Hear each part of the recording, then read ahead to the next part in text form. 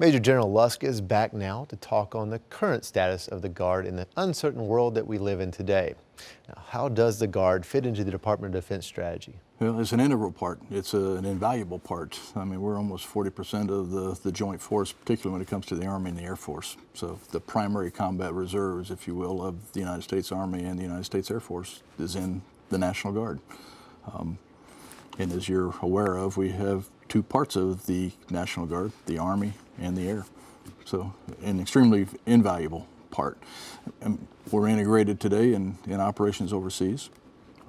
We've had 22,000 that have deployed since 9/11.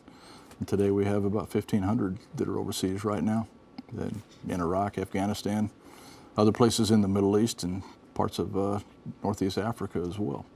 So still very heavily involved and counted upon, I guess, for what may happen tomorrow.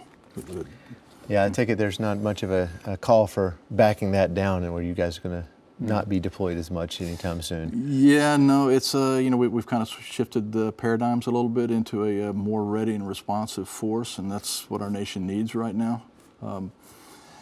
We did a patch chart rotation throughout so many years where people had some predictability, and we still have a great deal of predictability, but now we have a lot of people that are lined up against things that may happen in the world without any advance notice.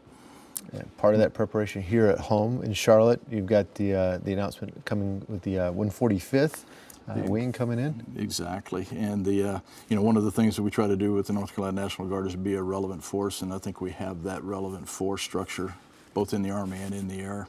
And our Air Guard over the 145th in Charlotte, as you said, is converting from a C-130 tactical airlift unit into a C-17 strategic airlift. So they will be part of our Department of Defense missions around the world just as soon as the planes land and our pilots can get in the seats.